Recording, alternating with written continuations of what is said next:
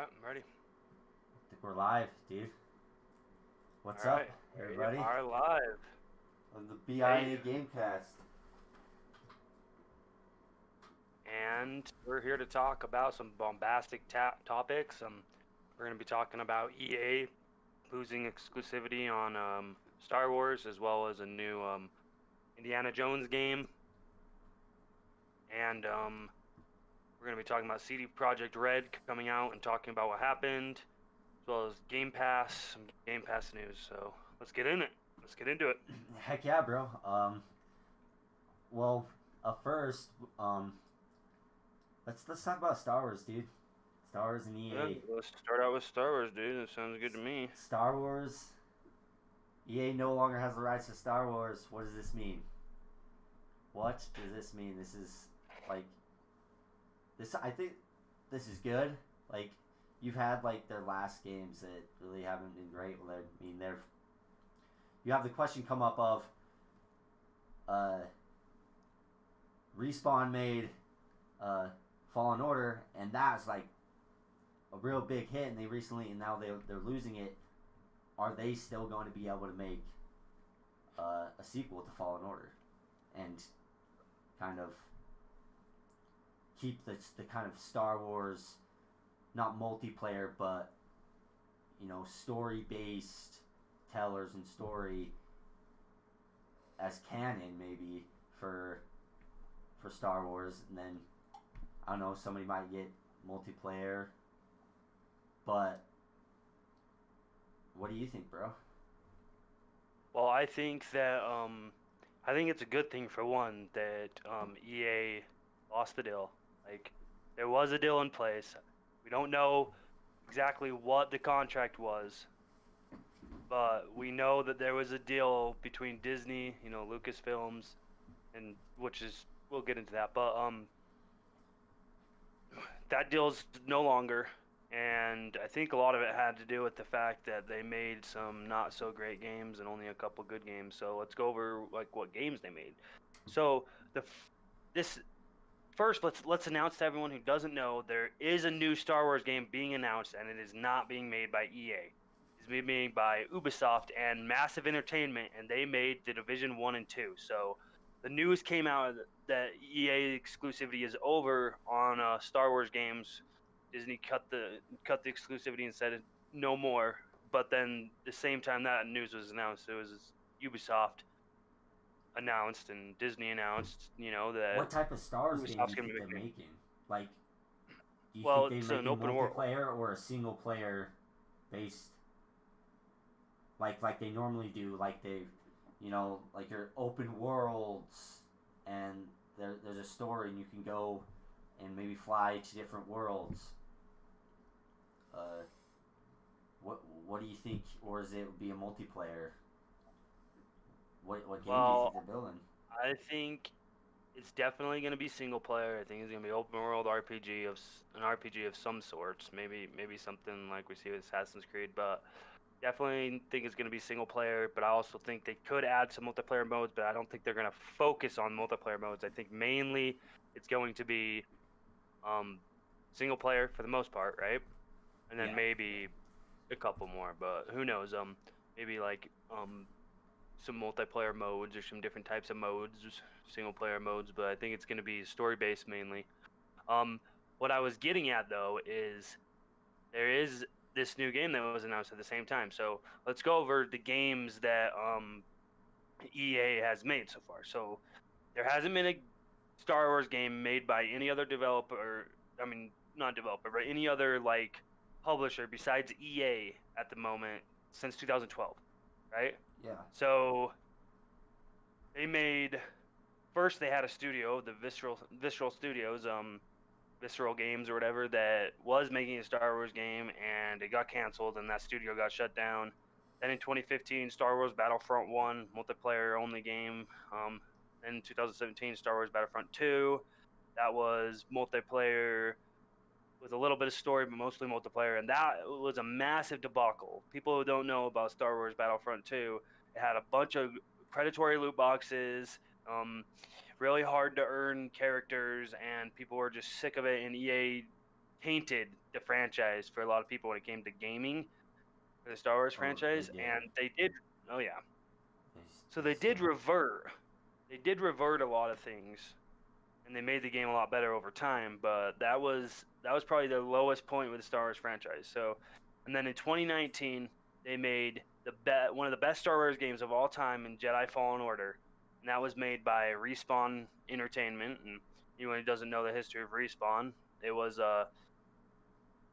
their ex Infinity Ward developers, and even the person who created Infinity Ward before they sold off to Activision. He uh, he ended up leaving Infinity Ward because of Activision, but then he joined up with EA and made Team Respawn or Respawn Entertainment, and they made this game, and it's a really good game, Jedi Fallen Order. So that was in 2019, and then 2020 they had the Star Wars Squadrons, which was like a single player fighter pilot type of game, battle in I space thought with that other was people. multiplayer because I've watched Well, some videos on it I of think people. Like, wasn't it like in well, VR too, or it couldn't be? wasn't VR. It might have been mostly multiplayer, but I think it had some single player as well. I never Yeah, played it's a that single game. player story. See, I think of this like you have Respawn that made an amazing game. Like the last two ones were good games. They weren't the bad. Squadrons. I don't think people hated it. I don't think I've never played it. I watched the game. It looked pretty fun. And then Jedi Fallen Order, that's so good and so loved. It's like if uh, Ubisoft makes a different story kind of path, like what's that gonna look like? Are they gonna be able to match up to uh, Fallen Order in how much people love it and how well it was made? Uh, or Well, like what like because I do want to see a Fallen Order too, and I just think it's gonna be interesting to see what happens with that game, comparing it to Fallen Order with the well, story. I personally think we will get either a Fallen Order 2, which I think would be the best bet, or another game by Team Respawn. EA can still make Star Wars games. Disney's not cutting them off from making any Star Wars game. It's just that they don't have exclusive rights anymore, and no one does. Ubisoft doesn't have exclusive rights either. It's if you can make a deal with Disney and Disney decides that they're okay with you making a game in that franchise, then you could take a shot at it, right? You Yeah, know, it's just I it's think just it's a like good thing. anything Yeah, else, like Batman games and Spider-Man games. It's just you're buying up rights to make a game because you don't own the rights to that character or that world. So I do think we'll see a Jedi Fallen Order too. But as far as your question goes with what we're gonna see with a Ubisoft game and whether it'll be able to live up to Jedi Fallen Order, and I think that is a yes. I think they're going to be two completely different games. What do you think about that? yeah. Well, you look at like the structure of a lot of Ubisoft games and what they do, and their open world games, and it's confirmed to be an open world game, right? Yeah, I'm pretty sure it's open world confirmed. I think that's confirmed, but no RPG elements are confirmed at the moment. Okay, well, So if we have an open world, Jedi Fallen Order, I don't think was open world at all, really. no. Yeah, you have your. I haven't played it, but so there's that aspect, and are you going to be able to like find different type of things, or like, well, that like RPG elements? Is there going to be RPG elements in the game? Do you think there is? Because there a lot of their Well, games do that, or is it just you know maybe kind of structured halfway through like something like a Tomb Raider map style that has hub areas, open area to look around on certain worlds, and then you can go to different worlds. I think that could be a possibility of what they do, or something. what I think it's going to be is I think they're going to try to mirror Assassin's Creed in a way, in a way. They're going to take some good things about Assassin's Creed and they're going to add it to the game. And I think there is going to be light RPG elements. I don't think it's going to be a massive open world, but I think it's going to be open world to a point, um, with missions and a good storyline, as well as side missions. But I'm not 100% sure on that. We know Massive Entertainment is the person who's making the game, right? Massive Entertainment made the Division 1 and 2, so maybe we should look at the Division.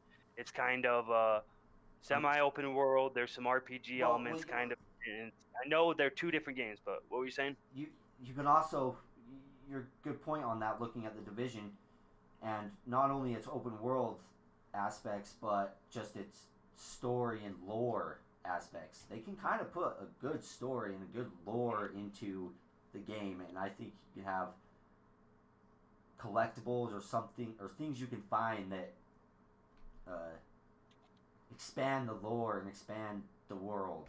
You know,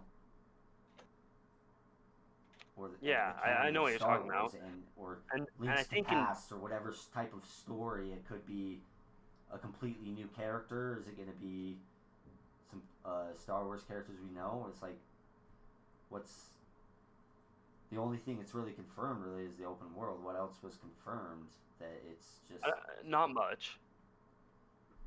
Um, I think we're not going to see main characters. I don't think that's going to be a thing with this game. I think, well, first off, let's get into Lucasfilm's entertainment, like Lucasfilm's arts, Lucasfilm Arts, and then Lucasfilm Games. You know, like they used to be two separate things, and then they kind of combined into Lucasfilms, and the gaming was part of the Lucasfilm Arts. You know, so then they divided it. With this news, also came out that they divided up Lucasfilm Arts back to Lucasfilm Games and Lucasfilm Arts. So you're gonna have the talking heads over the movies isn't going to have as much say over the games as they might have had through this whole thing with EA and the exclusivity, where you now actually have a different division um, that says, hey, we're over the gaming section of Lucasfilms. You know, we're over the yeah gaming section. You guys deal with the movies, we'll deal with the gamings. And maybe they say, well, we want you to mainly focus on side characters. And I think that's what it's going to be. I think side characters and building up the world without main characters so that maybe they can see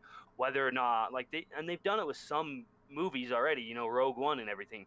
But I think they want to see what they can get away with when it comes to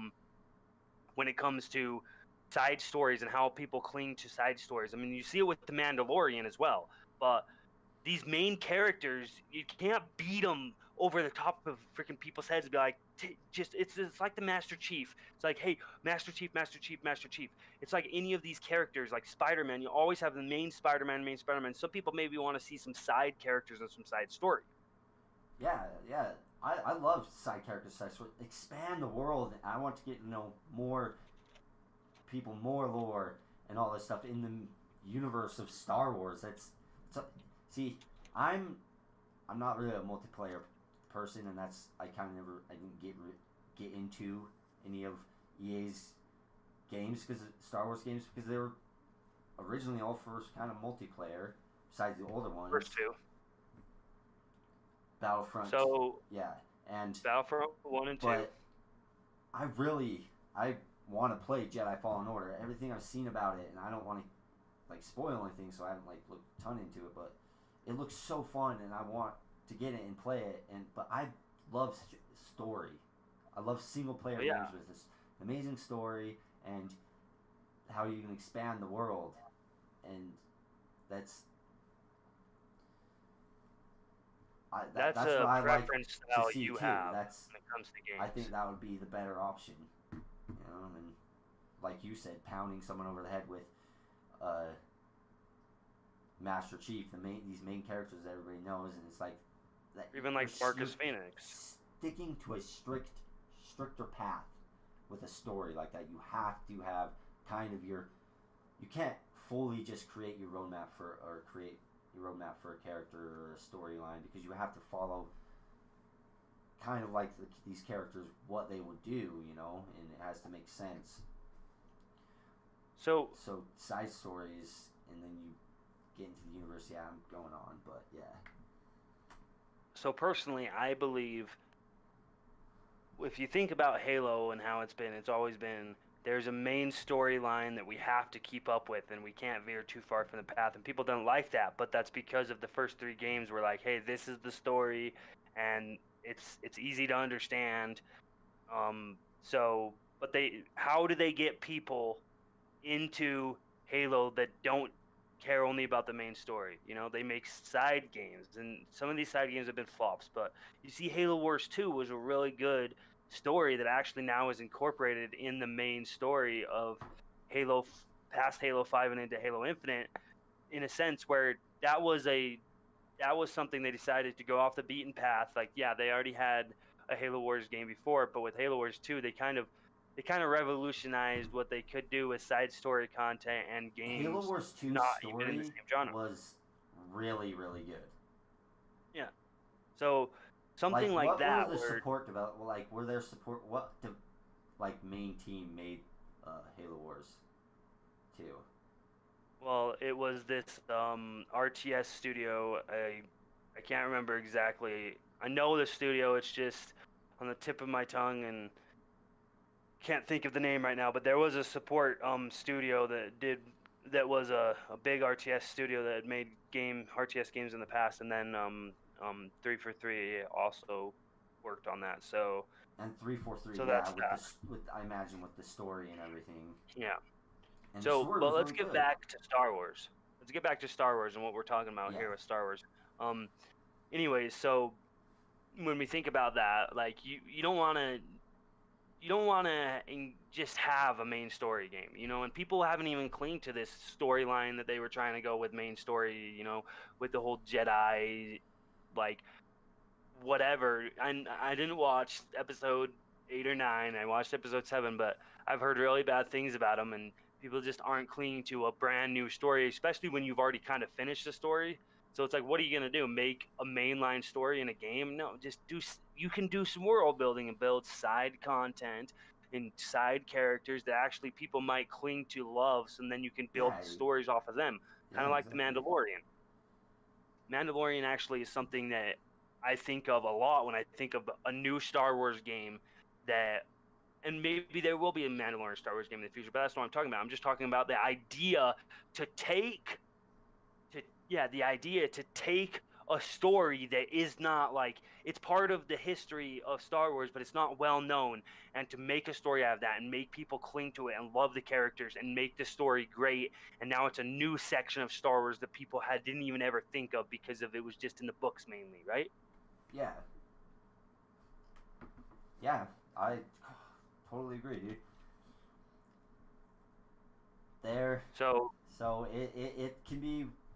We can speculate forever on what could happen and what will happen with Ubisoft's new game or what they do, but as long as they're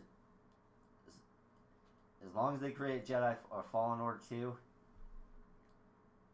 then I'm fine. This, like you said, this can be nothing but good for them. Nothing but good for the Star Wars gaming brand and how they rebranded. That means they're really it was it's part of a bigger step. They're really trying to get more invested in games and game development with their uh, publishing the publishing arm, yeah. publishing arm. Yeah. Um, So that's Star Wars, and that's the topic on Star Wars for the main part. We might come back to it in a little bit. There's going to be news throughout the year about this new game. We don't have a release date. We know who's making it. It's Ubisoft's Ubisoft's the publisher, and the developers Massive Entertainment.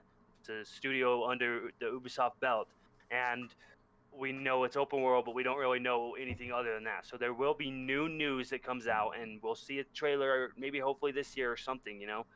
But there isn't a ton we can talk about, but it is out there in the wild, and a major thing was EA losing that exclusivity, and let's see how it benefits EA as well, because EA was spending a lot of money on an exclusivity for games that weren't selling super well, and when they were, it was because of the Star Wars besides Jedi Fallen Order, which I think sold pretty good and people love that game, but like the Battlefronts, that was because they had the Star Wars name, so it sold decent enough, it sold good, but they had a lot of backlash and they made some pretty not so great games, especially for the Star Wars universe. So let's see with competition in Star Wars games if EA actually ups their game, and they did with Jedi Fallen Order. But Yes. yeah, so we'll get Here, into that later. here's one thing, bro. What? Star Wars is going away. You know, Lucasfilms turning into Lucas Games. What other Well, things does Lucas Games have? Lucasfilm Arts and Lucasfilm Games are now two separate things when they used to be. They'd combined into just Lucasfilm Arts before, but now they're actually two separate things like they used to be. Yeah. So now we have Lucasfilm Games, and now we have Lucasfilm Arts. Lucasfilm What Arts works on other TV shows, movies. Lucasfilm Games obviously is going to IPs? work on games. What other IPs does Lucas Film Games have in their Oh, pocket? this is actually a great segue Yeah, because yeah, yeah. You see. Lucasfilm Games has the Indiana Jones franchise. Indiana And Jones, and it has been yeah, confirmed that there's going to be a new Indiana Jones game developed by developed by a Bethesda. studio What under studio Bethesda. under Bethesda is it? That's Machine Games has announced that they're going to create a new Indiana Jones game, and Bethesda is the developer. And we all know that Microsoft has bought Bethesda, and the ink is still drying, but they bought Bethesda. So, what are your thoughts on that? What do you know about possibly this an Indiana Indiana Jones? Jones exclusive, maybe. Possibly to Here's the thing Xbox though. You ecosystem. got to think about. I don't. It's like they're they're trying to change that they're releasing the uh, license for Star Wars from EA. Yeah. Would they kind of want to go into like another license? Because that's kind of what it is. If it's an exclusive, if is a part of that term, or was this is a part of that term that it can't be exclusive, or was it done beforehand to where it was before Microsoft bought and that deal was made? But would EA or would LucasArts or Film Games want to still kind of have that as like an Xbox, or would they want to get that more to people? I know it's not Star Wars, it's Indiana Jones, which is still really, really good, but it's not as well known. And if they kind of want to get it out there, you know, would be part of the deal, kind of drafted a new deal, maybe saying that we don't want you to make this exclusive, or is it they don't care and Xbox is going to make this exclusive because of it would only benefit them? Well, I think it doesn't matter when the ink dried on the deal. Honestly, I think that Lucasfilm Games wants to get it out to as many people as possible, and part of the deal probably was this game will be developed on PlayStation. This game will be developed on Stadia. This game will be developed on Xbox. So I honestly think that there's not going to be an exclusivity, but I do think that there's going to be a big Game Pass push. Yes, and it's still even if it's not like exclusive, it still would be in Game Pass. They would still put it in Game Pass. It and even that alone would drive Game Pass. It's a huge game by Bethesda. Phil Spencer says that Bethesda is going to be huge for them in 2020 or the future, into the future. Yeah, It's crucial to the future of Xbox and the platform. And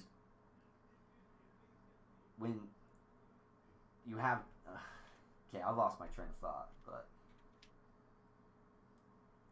well, let's go into like you got Lucasfilm Games. They're trying to build up more IP in the gaming verse, not just having the exclusive Star Wars games that EA was making, but now actually having other developers make them. They announced an Indiana Jones games. They could bring other games as well.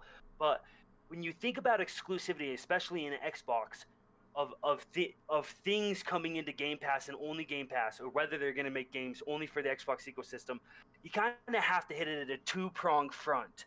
You have to, for one, you got to own the development studio or the publisher in this Bethesda, so they own Bethesda. So in that sense, they own the publisher or their own publishing arm, right? So you have to own the publishing rights to it, at least that game, and you have to own the developer that creates it. But you also have to own the IP, and they don't own the IP to Indiana Jones. So that's where it creates a sticky situation Yeah. where I don't think whether they made the deal before Microsoft bought EA, I mean Bethesda, they didn't buy EA.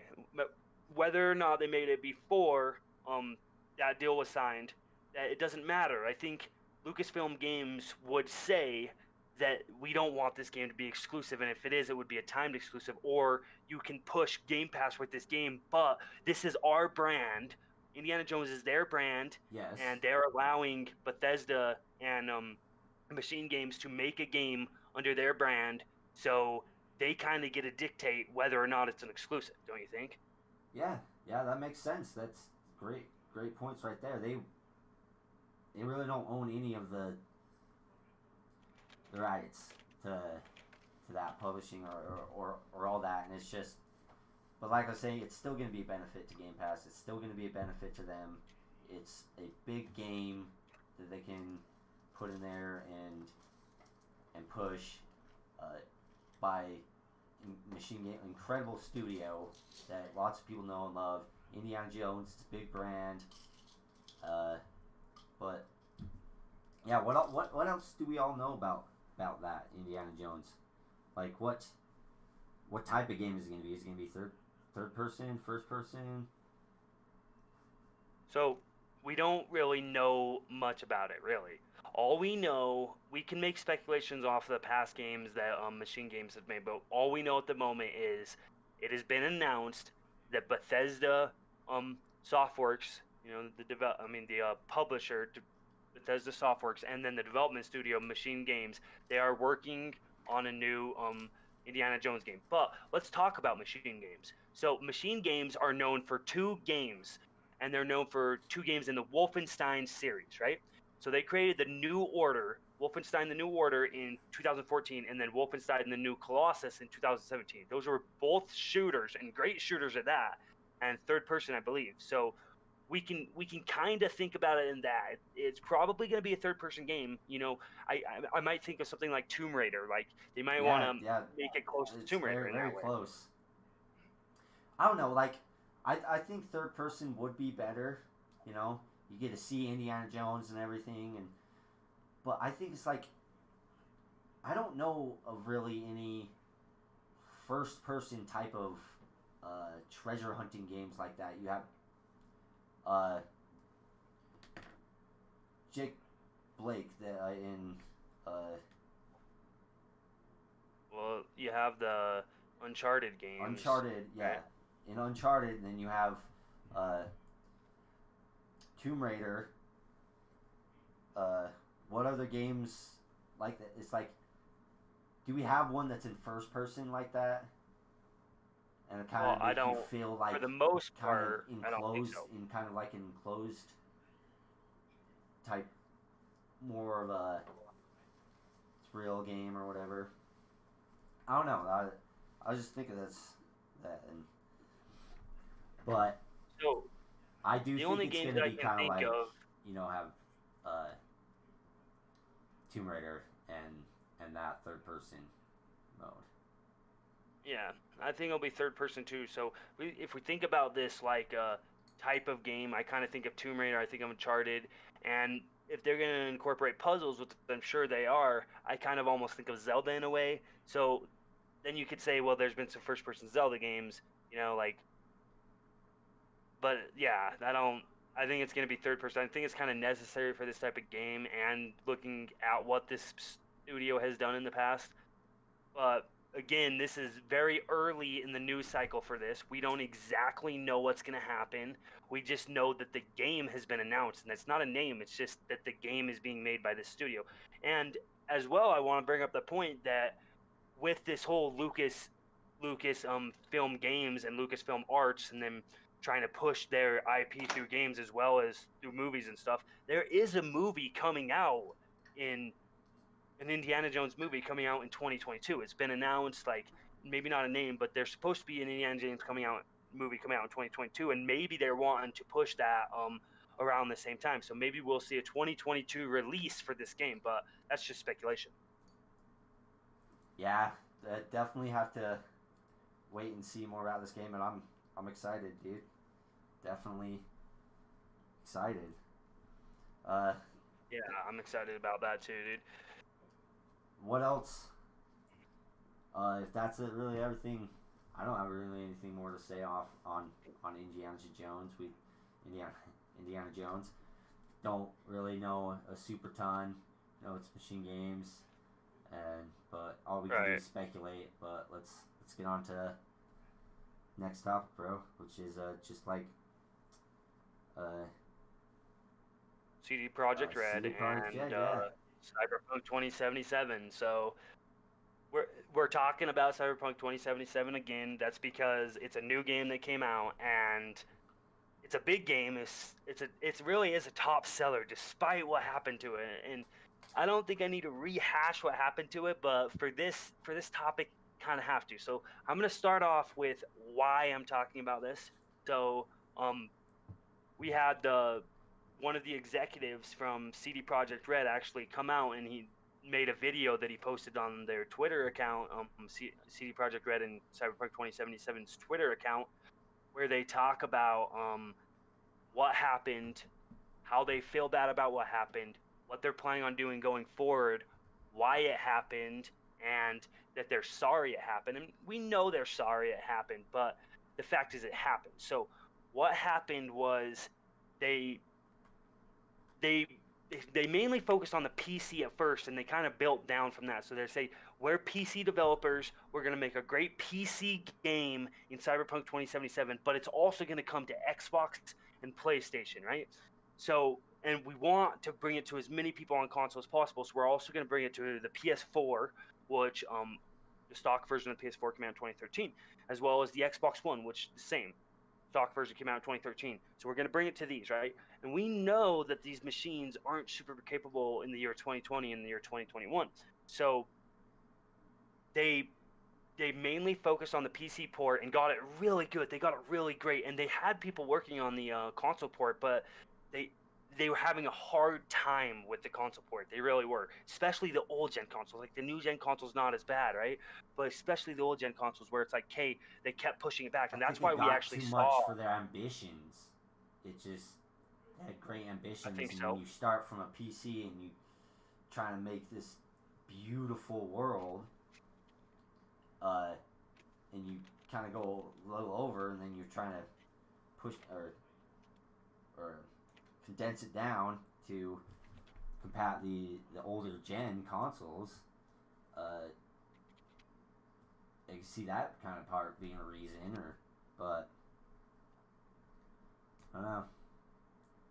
That is one thing they talked about, that it was just a massive scale, and they had to they would build up the game to where they wanted it, and they'd see whether or not it worked. And if it's not working on half of your install base, then you kind of got to change some things. So they had to change some things, either try to fix it, try to take some things out. So they They weren't were able to. really ready to put this thing out, and they kind of rushed it a bit. It seemed they just rushed it a bit, and they weren't ready for the problems they ran into on console. Exactly. They squeezed the time on the console version so Well, much that mainly I think that they underestimated how much it would take to get it to work on the Xbox One and the PS4. So when they say the game's going to come out in, what was it, spring of 2020, right? And then it gets pushed back to yeah. September of 2020, and then it gets pushed back to November of 2020, and it finally gets pushed back to December of 2020, and they say, "Oh, we just need extra polishing time for this game, right? That's all we need. There's nothing really much to it." But we knew behind the scenes, like, it made sense there was something up with it. Games don't just get delayed for the heck of it, right? So that was a major thing, I think, is they underestimated how much it would take to get it to run on these older consoles, as well as when the pandemic hit, they really were affected quite bad from the work from home narrative. So they even talk about how the pandemic affected it. So they delayed it before the pandemic even hit, right? And then they Yeah. delayed it again, and that was clear to September. Then they delayed it to November, and that kind of people are like, oh, that makes sense. It coincides with the launch of the new consoles, right?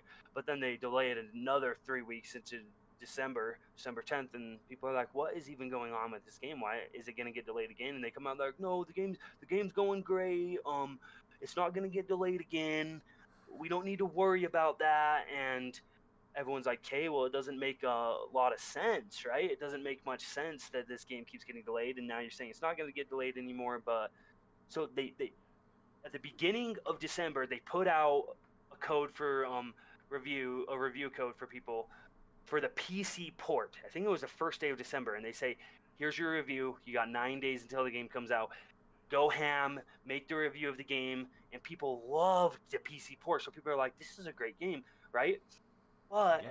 then on December 8th, mind you, they were trying to push it for like December 5th, but they had to push it back even farther because their development team was like, we need more time to make these older consoles run better. And they're like, well, you'll only have till the 10th. We can't delay it again, right? So they pushed the review codes back to December 8th. That's 2 days till the game comes out. And this is a massive game, right? This isn't one small little game where it's like playing a couple hours. This is a game that takes 30, 40, 50 hours to play. And that's not even if you're finding everything. I mean, granted, 20 to 25 hours for the main story if you don't do side quests. But if you're jumping in the game wanting to do all the side quests and really experience this world, it can take up to 50 hours, right?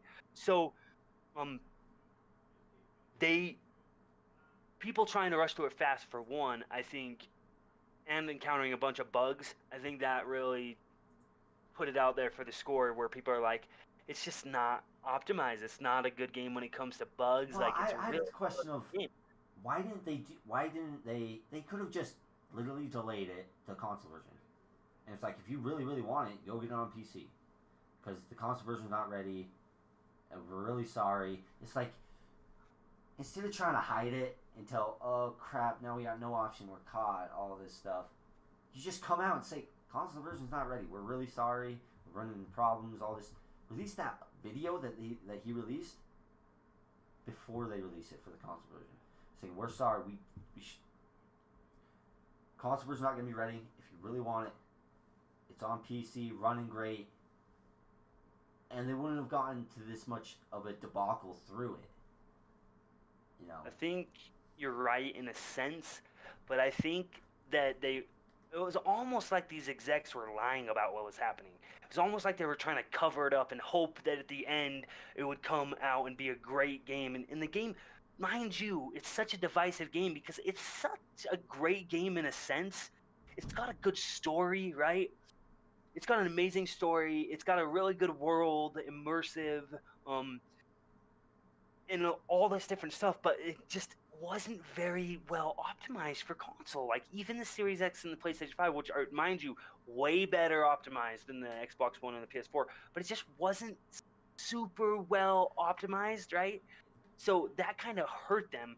But they were hoping this would get resolved before it got released, and they knew they couldn't push it back. They even told their investors, "Oh no, we're not going to push it back. We want you to believe in and have faith in us and the brand, right? We don't want you to push it back." So, they didn't, but it kind of crashed on them, and they say, "Oh crap, people now know that we lied to them." So I don't think they wanted to do that because they didn't want people to know that they lied to them, but I also don't think they realized that they weren't going to hit a deadline because they weren't really listening to the developers. They were kind of being like common gaming executives, like what they kind of do. They just say, "You don't really know. We know when the game needs to come out, but these are the people Not working very on well the damn game." communication Yeah. between the actual development team and higher up execs. So that's my opinion on why I think that didn't happen, but I agree with you wholeheartedly when you say it should have happened. I believe it really should have happened. And we They hope should they have learn released from a these PC. mistakes, like because it's like, yeah, it was originally like bad.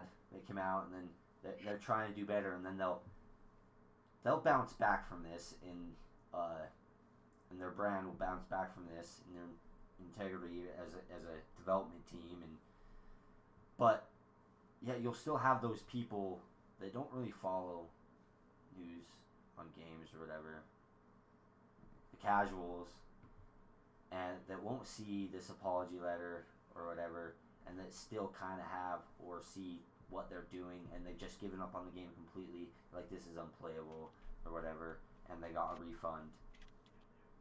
They're not going to come back and give the second chance. But Yeah, over time, it's true. it will get better. It happens a lot with it happens with a lot of games. You just It does.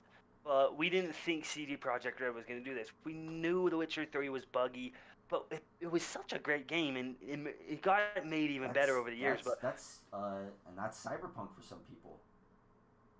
For some it's people, it true. didn't even affect them at all. PC players, this game's running incredibly. It looks amazing. Well, if you got a It's 3080, amazing. you Yeah, got a RTX 3080, then you're not going to be worrying too much about great it. If you have PCs. great CPU, if you have an SSD, and you're playing on PC, and even the lower spec, I don't think was that bad because they still optimized it for PC the best they could when they had more resources put for that. But the fact of the matter is that I think they wanted to make the money and have the game released on all fronts because they wanted a mass amount of money, right? And the numbers showing, oh, this is a great game, it sold well in the quarter that they did. And despite the fact that they had a bunch of refunds, right? Where even Sony comes out and says, we're taking this off of the store until it gets fixed, like the digital storefront until it gets fixed. And they lose, and we're refunding anyone off the bat, which even up to the lead up to that, it was like CD Projekt's like, no, you can get as much, you can get refunds, but then Sony's like, we're not letting people get refunds necessarily until they realized how bad the situation was, and then Sony's like, hey, refund everybody, we're pulling it off the store, right? So despite the fact that they lost out on all this, these these people who bought the game and refunded it, and they lost out on that money, they still sold 13 million copies within the month of December, right? Um, just even with the refund. So that's actually really good for a game on launch in the launch month, you know. But Yeah, they did lose you out have what I on said, stock. you know, about the people that run into problems now they hit it. But then you like you got other people uh like Connor, our friend, how he wants to play. He has a base Xbox One, and he wants to play. Uh, he knows about all the bugs and he knows about all this stuff, but he doesn't care. He wants to play Cyberpunk. Like you could get so much different type of people that like it's they either it was super bad for them and buggy and all that, and then people that just like it was really great for them, or people just don't care. Or like personally, me, it's like I've dealt with enough, you know, early access games that it doesn't really bother me to have super bugs, but it is frustrating when it's game breaking. You can't even really play it. But yeah, it's interesting, and it's just gonna get better from here on out. That's what everybody's gotta try to keep in mind. Uh, and they're gonna do whatever they can to kind of rebuild their reputation with gamers. And that's one of the things that they actually talked about in the video, where the executive, I don't remember his name, but I know it was a high executive, maybe even the owner of CG Project Red, where he says, "Okay, this is like the founder of it. I think it was the founder of CG Project Red, but he says, we are sorry. We didn't expect it to be like this. It happened. We're gonna fix it, right? We're gonna fix it, but things are gonna. But it also delayed DLC as well as the next gen patch. So they released this game, and I think one of the reasons they couldn't release a next gen version only when it comes to hey, let's put out a PC and a next gen version only, and then wait on the old gen, is because the next gen version really is just the old gen, and the console's running in back compat and the game's running in back compat mode. So it really is just the old gen game. It's just utilizing the hardware, right? Just utilizing the new hardware, and the hardware helps make it better. So I almost couldn't do that because they don't even have a true next gen version yet, right? They don't even have. it's quite amazing to think about. Actually, they don't have a true next gen version of Cyberpunk 2077, and it's not going to be coming. The exec said till probably fall of this year. So the fact that they had to push hard after the release, which I almost think they should have had some sort of flighting program on console to see like what would happen and if people were having a bunch of bugs. Because if you have a flighting program or even a beta of some sort, right, where you get you take it out of your home environment and your studio environment and you say, let's bring this to the world so we I get it on love a bigger scale. I love the idea of betas. I Yeah, really do. or flighting. That's a lot of the problems. Is like you play through something so many times and so many times, and just the very minuscule percent of those times you encounter a bug or something, and with you have a small scale, it's you can only do so much. Bring it out to more people. Let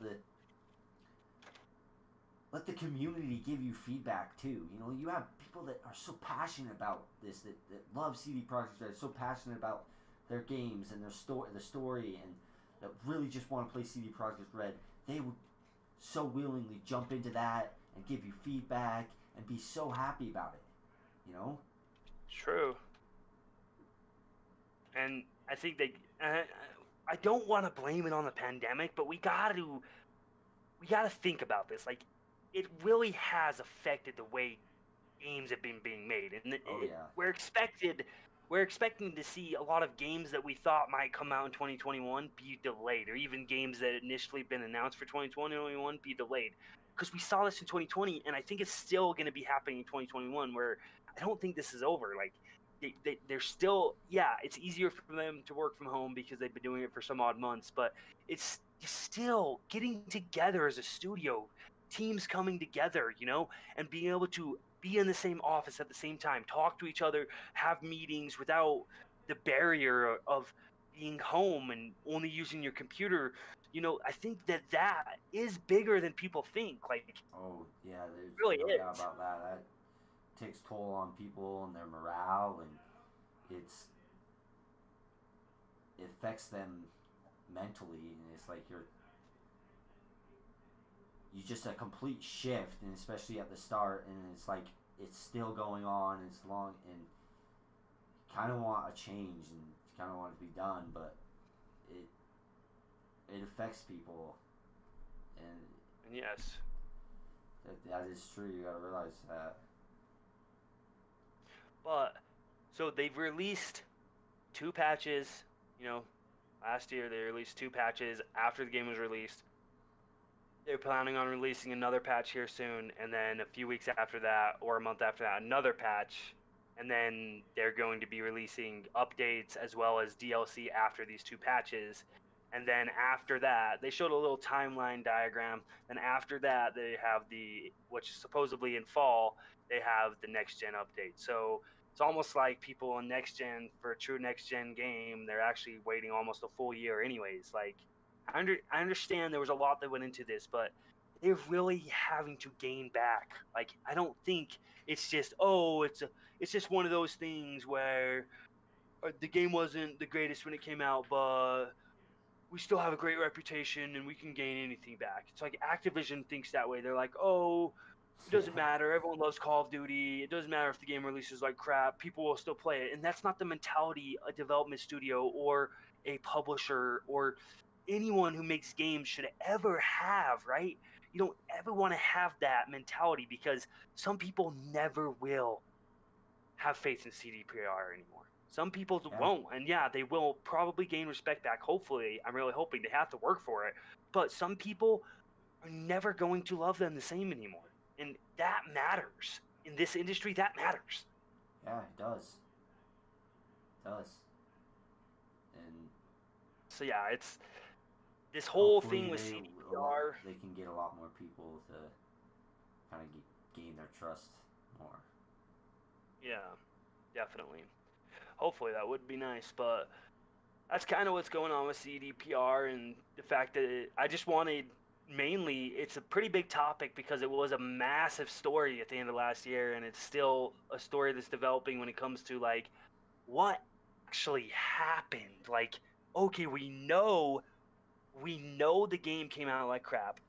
We know the last gen consoles how to play and stuff like that, but like we're still only getting tidbits of what truly happened up to launch that made the game have as much flaws as it did, that made the critic score as well as the user score for the consoles as bad as it was, right? It's just what actually happened. And maybe one day we'll know, but probably not. Like, we've seen worse, but at the same time, this was a pretty bad debacle, and it's just nice to see the executive. I think he's the owner, like the creator of the CDPR. It's just nice to see them actually come out and say, "We know we screwed up. We know, like, you guys are mad, and this is some of what happened, and this is what we're planning on doing," because they actually did give a roadmap, which is really nice. They say we're sticking with the game for many years to come, and that's something I want to emphasize to everyone. They're sticking with the game for many years to come. This is going to be another Witcher 3 in that sense, where the first year's a little rocky, and after that the game blows up and everyone loves it, and the people who didn't know about the debacle and didn't play the game for the first year, they're just like, this is the greatest game ever. CPR is the best, right? I think that might happen in a sense, but we'll have to Yeah. see. So we can conclude our topic on the CDPR right now, but we got two more smaller topics, and well, I actually want to jump into Game Pass. And I know we talk about Game Pass a lot, but Hey, especially when it comes to of course, why with the not? Game Bethesda Pass, it's deal. got But so many games. exactly, It's, it really does. it's So the hub for gaming and games. Why the heck would we not talk about it?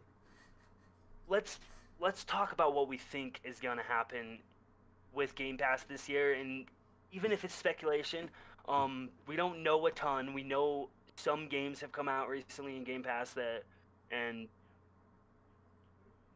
what do you think about what's going to happen with Game Pass, and how well do you think Game Pass has done this last year? And what are some major key points that you love of that Game Pass did in this past year?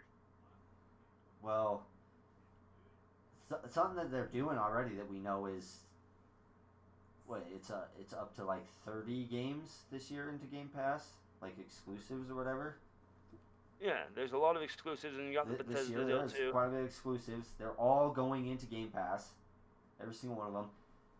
They've they're just gonna keep making deals, and then the more the game bigger the Game Pass gets, uh, the more opportunities they have.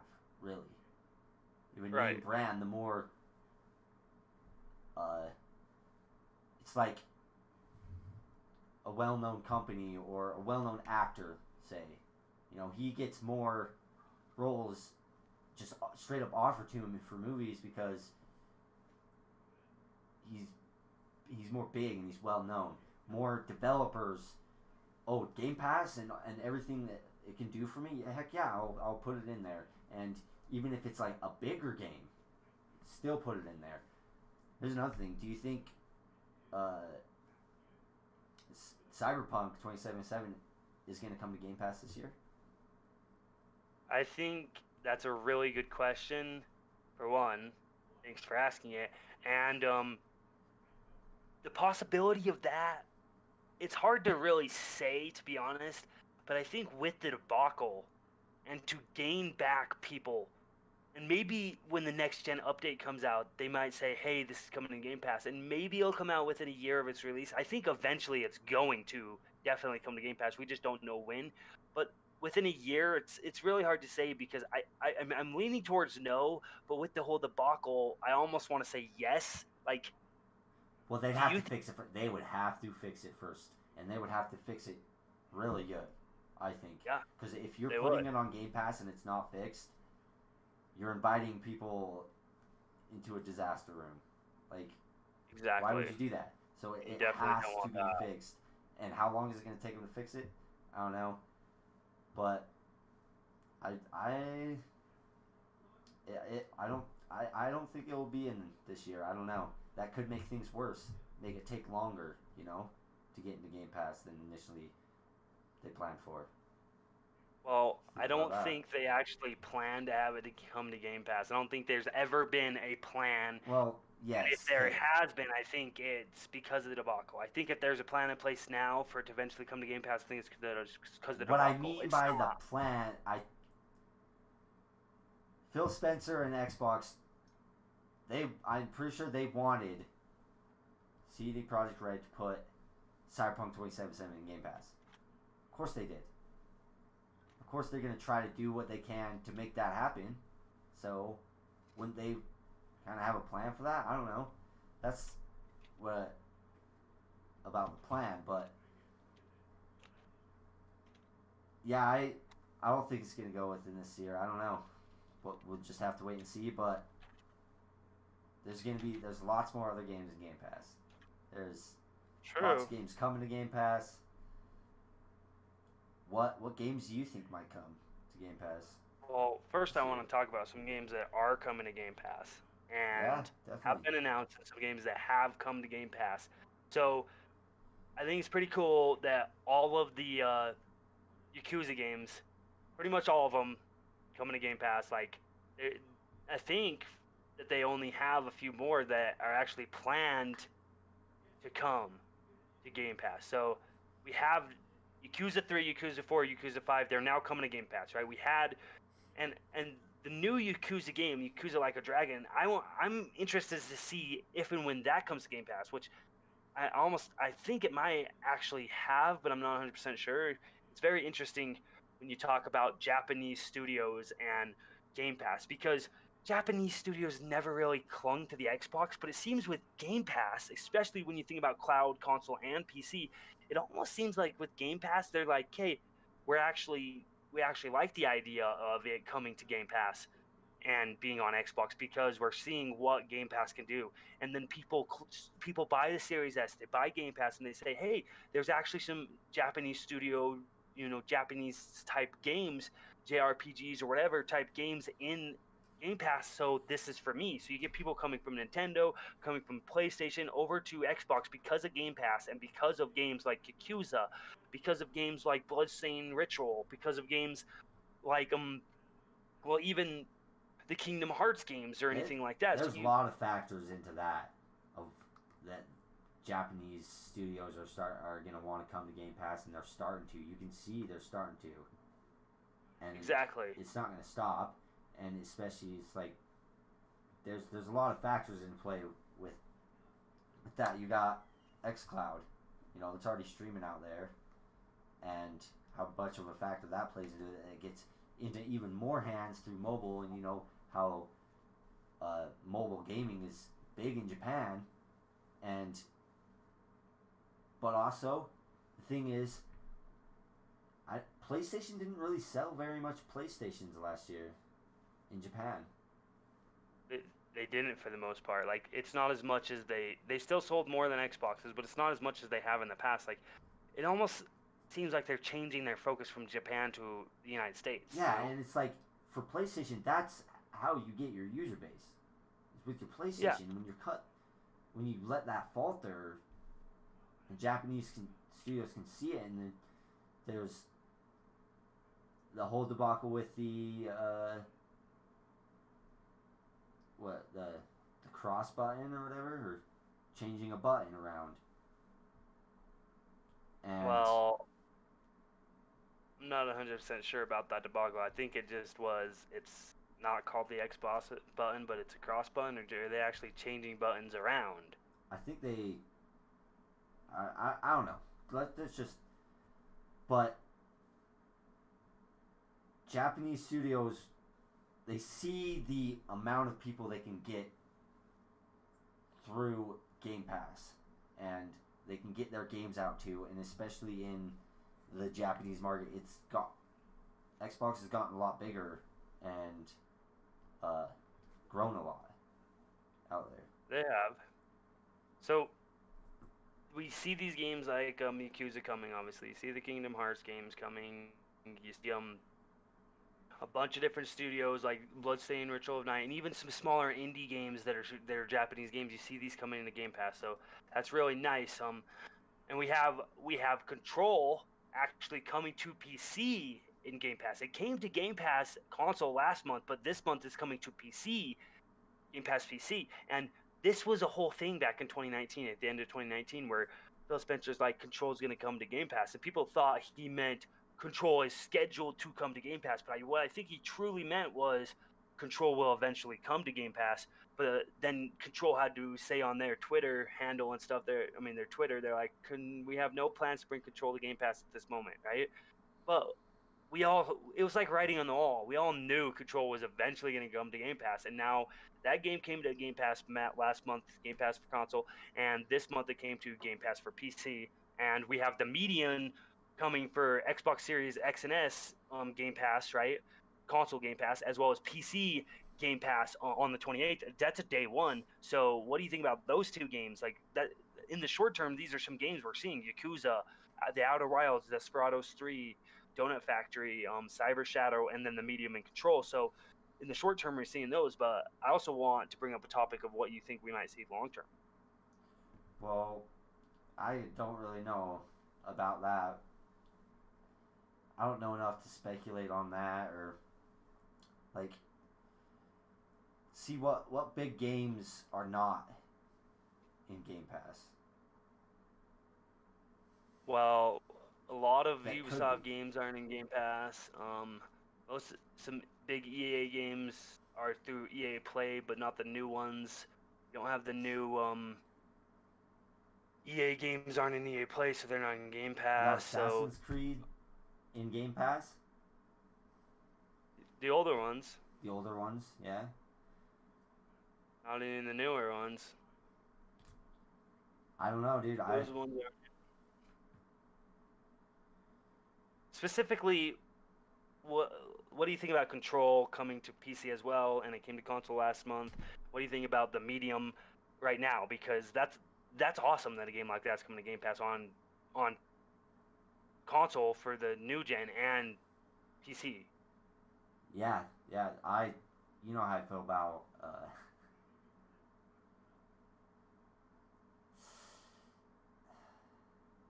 Hello? I lost my train of thought there. What? Just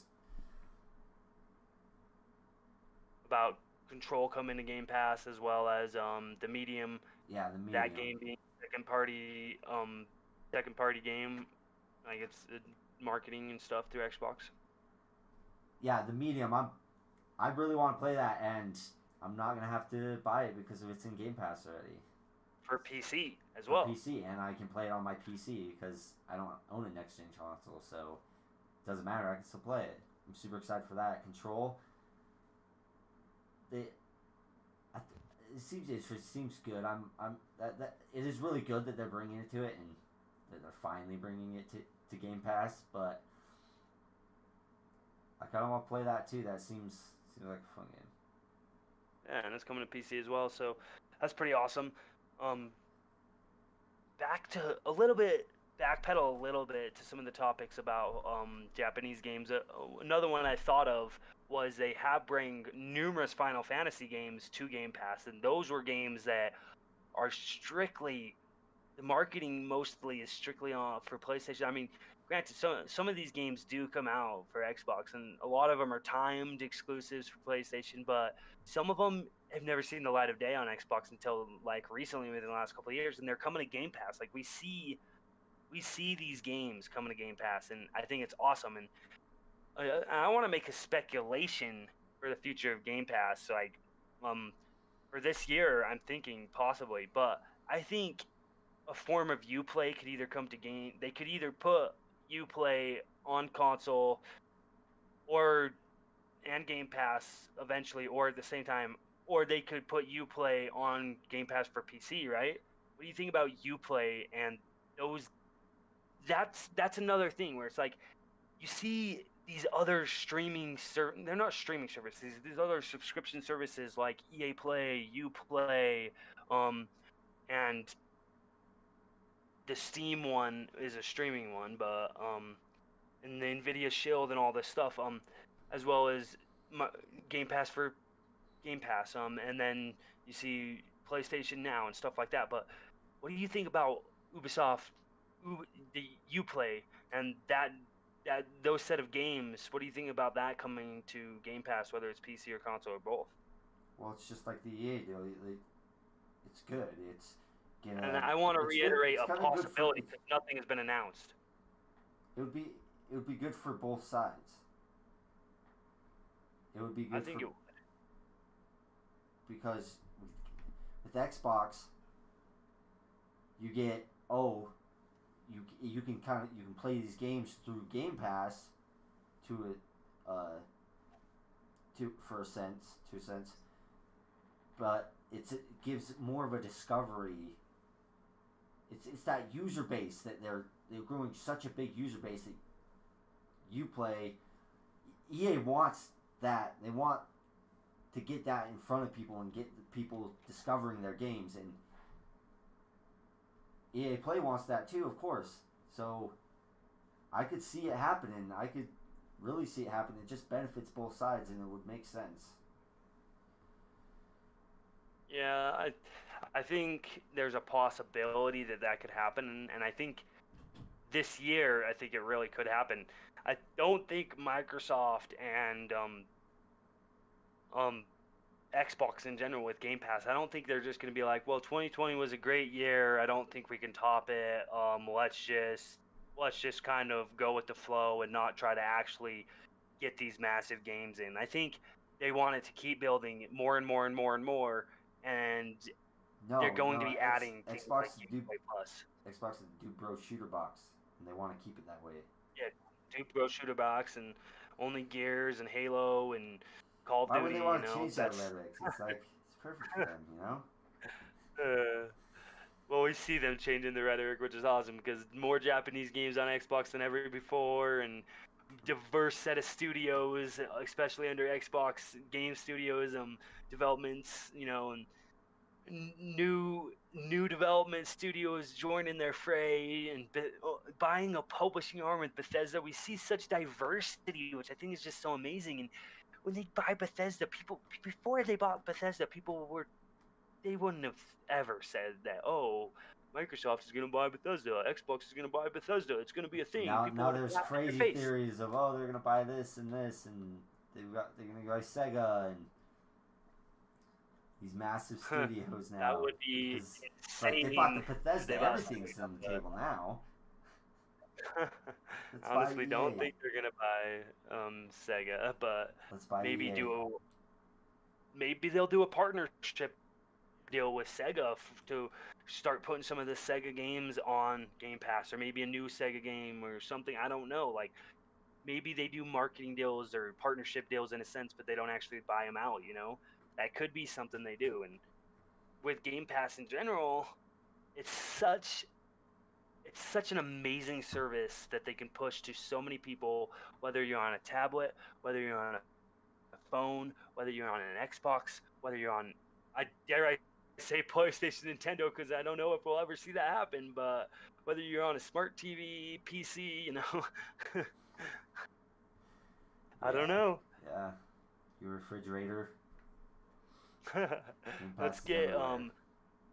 That's where you well, want it, but Bethesda had Skyrim on almost everything. They even joked around about putting it on smart fridges and stuff like that. So they own Bethesda, and Bethesda thinks a lot like Xbox does, and I think that's why it was such a good fit. You yeah, know, yeah. I don't know. It's a great fit. I'm just so excited to see what the future is and what the future of gaming is, and I love speculating and all this, but it's just wait and see, and there's gonna be more to talk about, and it's just gonna keep rolling out, and can't wait for. Oh, I can't wait either. And I love Xbox for PC and Xbox for console and Xbox Game Pass Ultimate. Well, I mean Game Pass in general, but Xbox Game Pass Ultimate, that's just such an amazing deal for $15 a month, and you get cloud, console, and PC. So I don't know. It's just one of those things. It makes me wonder. Yeah, but that's where I think that's it, bro, for tonight. For Game Pass, well, we still got that one other topic about the possibility of a Ninja Gaiden game. I know it's Oh most yeah, likely not I going to forgot about happen. that. So,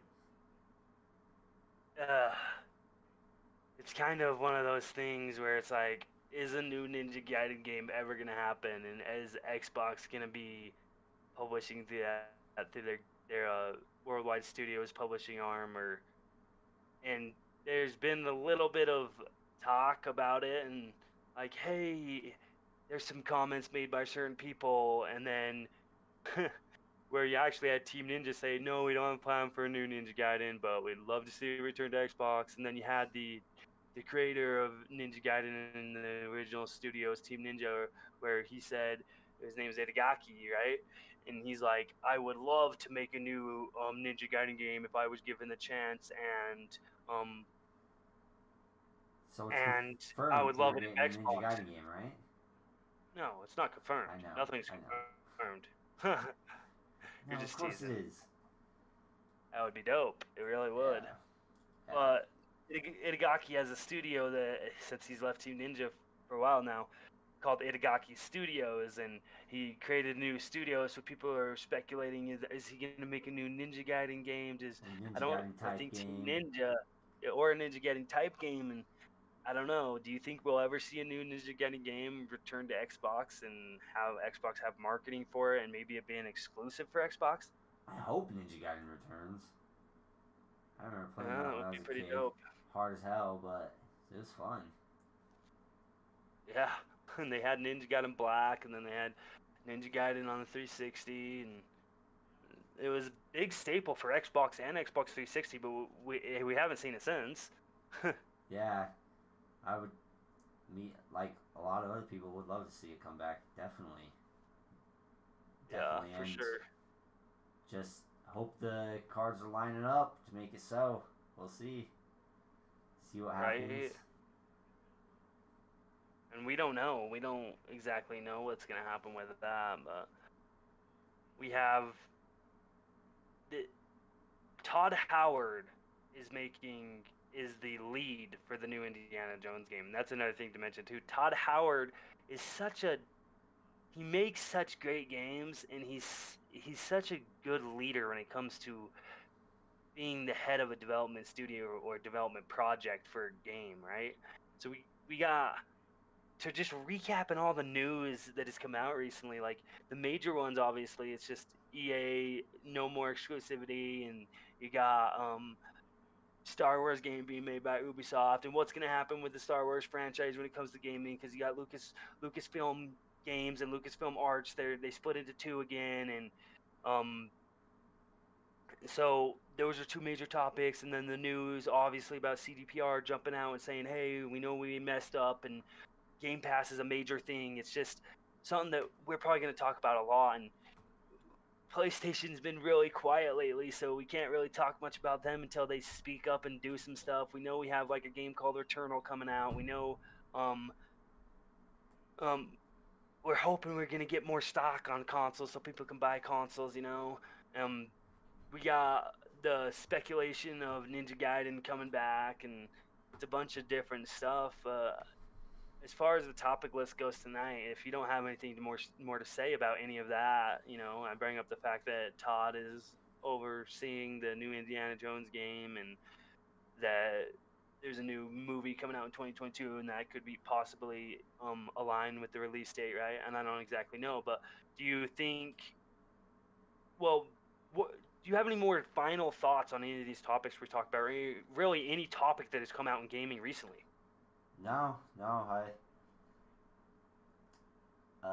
think I said everything I'm thinking that we're talking about. Besides, got uh, all these games exclusives coming out this year. Games coming to Game Pass this year, exclusively to Game Pass. Uh, no, it's good, bro. Now, It's been a do you great think? show, I bro. don't think we're gonna have an EA. I mean, not an EA, an E3 this year. But what do you think? we're gonna have replacements for E3 like we did last year. What do you think it's gonna be like when it comes to E3 time? I know that's a ways off, June, July, and I know we don't have a console launching like we did last year, but I'm just so excited to think about like some new news dropping and big It news is beats. I mean, exciting, we but get news. I think we'll get news, big news uh, before then, before I E3 think we will too, time and but area. I'm just really like wondering what E3 is gonna bring and how they're gonna do it. I mean, we saw That the is July a good showcase last question. year That is wasn't super amazing, interesting to but think about. Yeah. I mean, I'm actually really interested when they're gonna start flighting for Halo Infinite. Ooh, I yeah. mean, That would be. These things are just getting so exciting. It's so exciting to be a right? gamer now, right now. It Uh, really is. So, what are your thoughts on how before with Game Pass it was like new games from first party studio come to Game Pass day one, but the DLC you usually have to pay for separately and you get a discount through Game Pass, right? But now we're seeing that Gears 5 DLC comes free with Game Pass Ultimate and Ultimate only, right? And the new we have all the DLCs from all new DLCs because it was just how it was with Sea of Thieves, and there was this massive DLC that came out and Game Pass perks for that game and stuff, and it's just it's just pretty crazy. What do you think about that? Like instead of just games, first party games, they start adding, and specifically into Ultimate, they start adding into DLCs that you usually would have been paid for, like Forza Horizon DLCs. Like I had to pay you're for talking Fortune like Ireland. all first party. I think they could do that, but are you talking about third party as well? Mainly first Yeah. party, but that is a good question. If third party wants to put certain DLCs on there with games that are already on there in hopes that people maybe buy their other DLC after the fact that doesn't go on there, or I don't know. I mean, Where they're I don't releasing a new DLC and they put an old one on there. Yeah, that's questions that we need answers and things that we can speculate on. But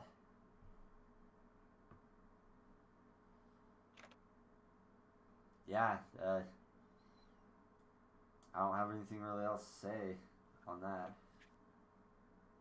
well, that was a great show, Crazy May, and I know there were some pretty big topics, and with only two people sometimes, and you only can get to so much, and this time we haven't hit a 2 hour show, which is fine. We got about an hour and a half show, 77 minutes so far streaming, and it's just there.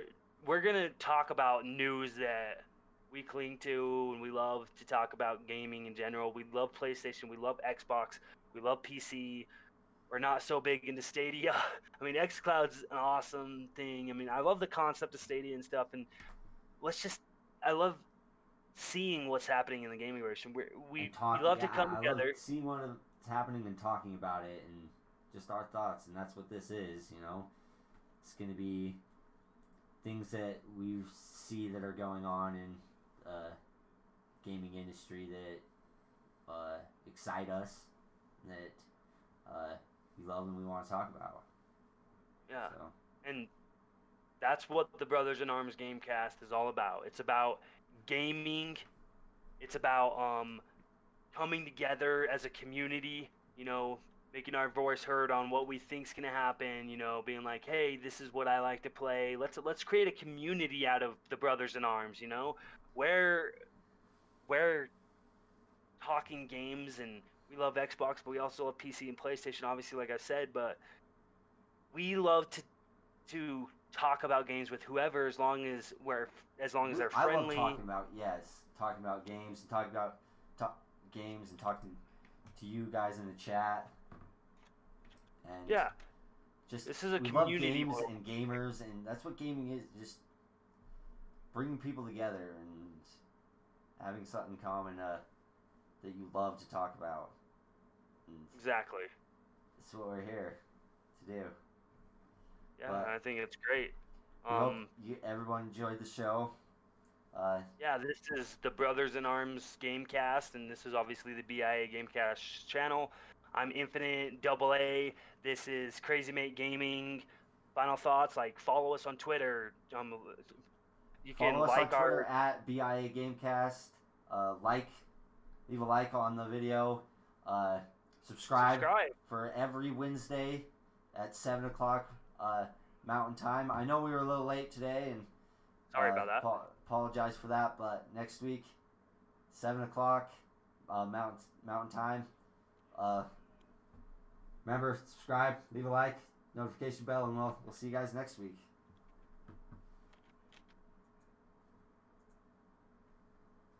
All right, it's done.